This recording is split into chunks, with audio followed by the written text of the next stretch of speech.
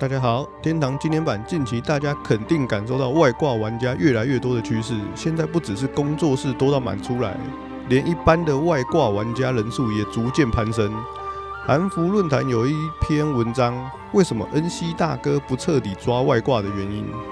虽然这个东西在台服早就被大家讨论到烂掉了，文章里提到，如果是一个完全没有工作室与外挂玩家的环境，那些手工币商在游戏中能赚到的酬劳比时薪还要高，而且重点是猎场也会变得非常干净，你随便走到哪里都可以打得到怪。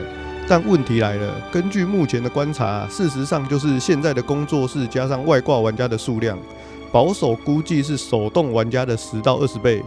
但是台服呢，可能不止这个倍数啦，可能更多了。这代表恩熙的财报里，这些外挂账号才是衣食父母，因为天堂经典版官方为了不要让大家觉得这是一款 Pay to Win 的游戏，氪金就能变强，所以在商城里的道具啊，大多都是限量购买的。这个对玩家来说是好事，但对恩熙来说呢，这代表他们的营收增长也是会有限制的。既然商城卖不动，那要靠什么赚钱？就是包月包季的固定费用。一个手动玩家顶多就是包1到2个账号嘛，因为你不能开超过3个以上的账号，开超过3个以上的账号，那就会被暂时保护起来嘛。但一个工作室是几十个、几百个账号在包，抓了工作室跟外挂玩家，赚钱的是手工币商，但不抓工作室、不抓外挂，赚进月费收入的就是恩熙大哥。所以你说恩熙真的想把这些金主赶尽杀绝吗？大家还记得4月16号官方发出的那个公告，开发者的一封信吗？当时恩熙大哥敲锣打鼓的宣称，他们大割特割了15万个账号，听起来很威风，对吧？但今天4月28号，才短短的2周呢，大家去看看华岛，去看看古丁地间，那15万只蝗虫是不是又全部飞回来了？这个就感觉是恩熙大哥在演一出戏啊！官方抓掉了一波，让他们重新创账号，重新买月费，重新投入市场。现在更恶心的是外挂玩家，不是工作室。以前外挂玩家呢还会躲躲藏藏，生怕别人发现。现在外挂玩家甚至会自创血盟，他们人不在电脑前面的时候，会各种贴怪捡钱。你打他的时候，他甚至还会反击打你。不说，我以为回到了20年前的雄霸天下呢。然后他人如果在电脑前面，还会集体攻击其他的玩家，甚至包场起来挂机。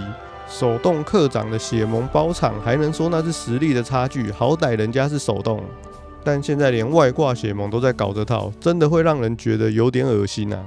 也有可能是我自己比较树大招风啊，因为我会开直播玩嘛。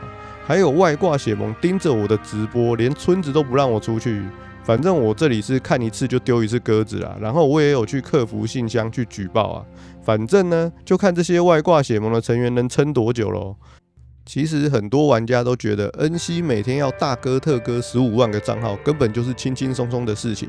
不就是为了维持营收，所以恩熙不断的只砍一部分的工作室跟外挂玩家，主要就是要透过这些机器人啊，去压缩正常玩家的收益。控制游戏内的任何物品与金币的产出。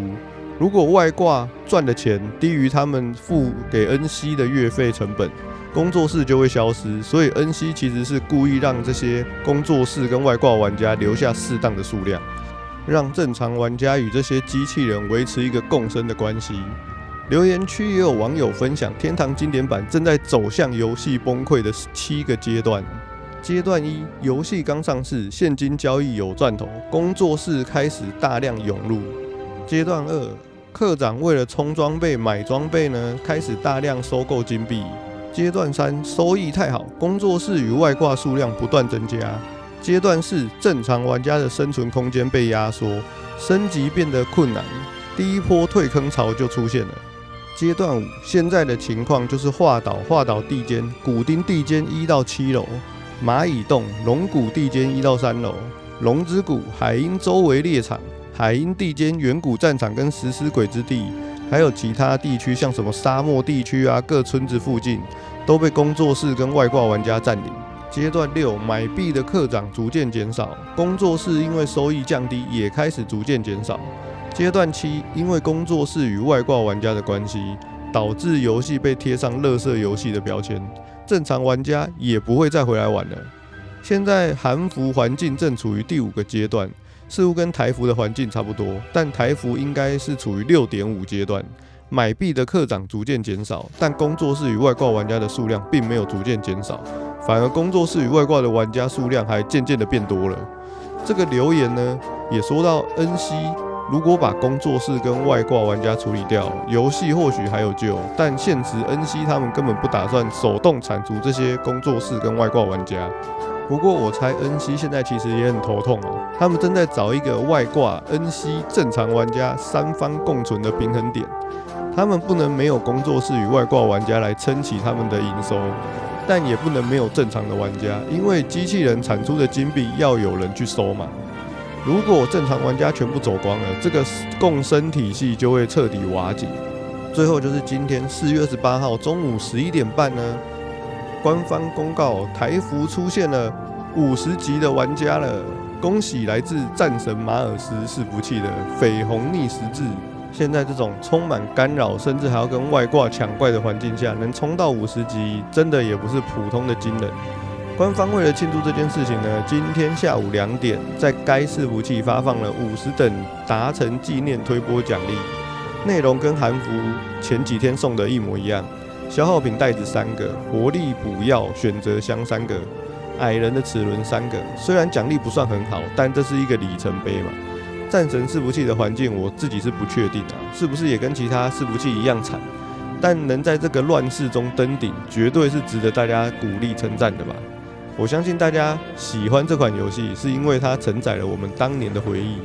但看着恩熙为了营收守住那条外挂红线，看着工作室像蝗虫一样的侵蚀地图，确实会让人感到疲惫。好了，以上就是今天的影片内容，感谢大家观看。如果你身上还有黄金羽毛，千万要记得在维护前换完哦，不然会被系统回收，就真的亏大了。